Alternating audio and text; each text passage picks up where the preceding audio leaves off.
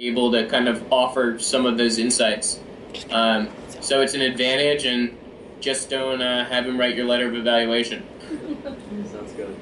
Unless you also want some embarrassing stories, and we knew he was gifted since he was 3, and all those stories that we certainly have read too. Yep. So, on applications, I'm sure people try to put as much possible in their applications, and so sometimes that might weaken the application in a sense that they're kind of possibly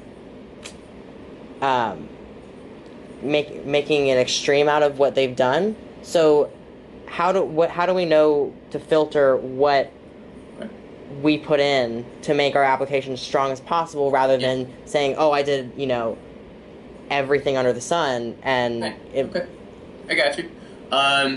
So let me say, from the experience page, list everything. List high school, list paid, list unpaid, list research that's not related in your mind to animals. We still value it. List that's, if you have EMT training, list everything.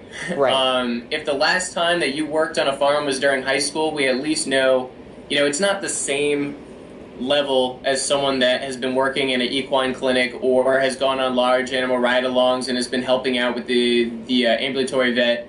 But we at least know on our campus, when you're on clinical skills, learning how to tip a sheep, that you at least feel comfortable around those animals. Gotcha. And have at least, an awareness of what to expect. We'll be the judge of how much weight we want to give something.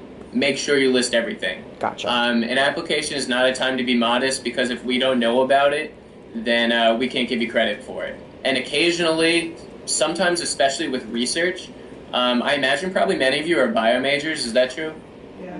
All right, so a lot of heads nodding.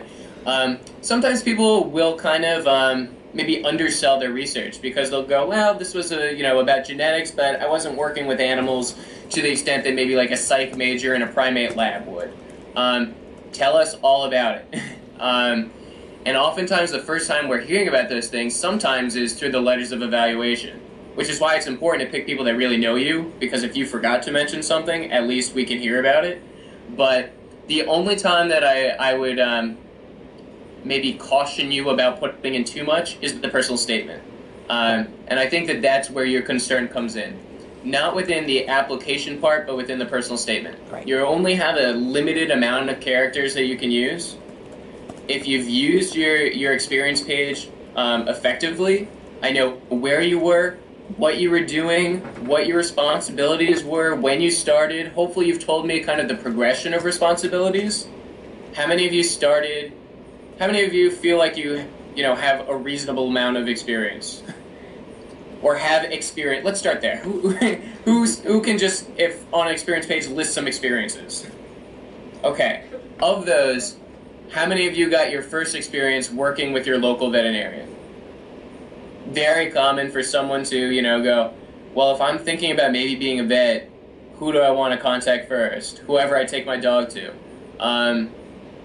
That if you've spent multiple summers working with that person, it's really fantastic for us to see the progression of your responsibilities and that you're using your time well, so that what you were doing your sophomore year of high school is now what you're doing your junior year of college. And if that's the case, terrific. If you do feel like you've kind of plateaued, look elsewhere. But if you have a lot of diversity in your experience, it's wonderful to see. But at the same time, I don't want you to spend your whole time talking about every piece. I think the most common personal statement I read is a resume and goes very step by step. And the issue with that is, as I said, we read everything and we talk about everyone, and my job is to just basically say a narrative of what you've told me and why I think you're going to come in and have a good interview. What you should use your personal statement for instead is the things I don't know. And what I don't know are, what are the areas you're most excited about? What were conversations that were really influential?